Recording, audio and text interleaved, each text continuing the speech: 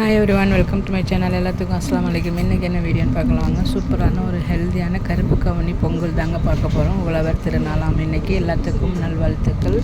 அது எப்படி செய்கிறதுன்னு பார்க்கலாம் வாங்க. முதல்ல ஒரு 5 மணி நேரம் ஊற வச்சுடுங்க கழுவிட்டு. அது ஊறினதுக்கப்புறம் கொஞ்சம் மிக்சியில் போட்டு எடுத்துக்கலாம். அதுக்குள்ளே ஒரு சின்ன கொஞ்சமாக தேவையான அளவு பாசிப்பருப்பு எடுத்துருக்குறோம். அதை நல்லா வறுத்துட்டு நம்ம இந்த மிக்சியில் பொங்கலாக செய்ய போகிறோம். அதனால் கொஞ்சம் மிக்சியில் போட்டுக்கலாங்க. அப்போ தான் கொஞ்சம் சீக்கிரம் வேகும். போட்டுட்டு அந்த மிக்சிலேயே நம்ம எந்த அளவுக்கு அரைச்சி போட்டிருக்கிறோமோ அந்த அளவுக்கு 3 பங்கு தண்ணி விட்டுக்கோங்க. கொஞ்சமாக உப்பு போட்டுக்கோங்க. போட்டு ஒரு 6-7 விசில் விட்டு நல்லா வெந்து குழஞ்சி வரணுங்க. அப்போ தான் செம்ம டேஸ்ட்டாக வருது. ரொம்ப ரொம்ப ஆரோக்கியமான ஹெல்த்தியானது வேறு.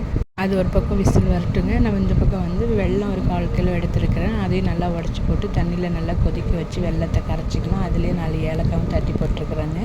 அதுக்குள்ளே இந்த பக்கம் ஒரு 6-7 விசில் சாப்பாடு நல்லா சூப்பராக கருப்பு கவுனி அரிசி குலைவாக வெந்துருச்சுங்க. இதில் நம்ம கரையிறதுக்காக வச்சுருந்த வெல்லமும் ஏலக்காவையும் நல்லா வடிகட்டி ஊற்றிக்கலாம். நல்லா ஊற்றிட்டு நல்லா கொதிக்கட்டும். இதில் கொஞ்சம் பேரிச்சம்பழம் போட்டு அதையும் ஒரு நல்லா கொதிக்க விட்டு வேக விடலாம். அந்த பேரிச்சம்பழம் நல்லா மசிஞ்சு வேகணுங்க. அது நல்லா வெந்ததுக்கப்புறம் ஒரு தேவையான அளவு நெய் ஊற்றி பாதாம், முந்திரி, திராட்சை, பூசணி விதை உங்கள்கிட்ட என்ன நட்ஸ் இருக்குதோ அதில் அதை கொஞ்சம் எடுத்துக்கோங்க. தேங்காய் ஒரு கைப்பிடி திருவி போட்டிருக்கிறேன்.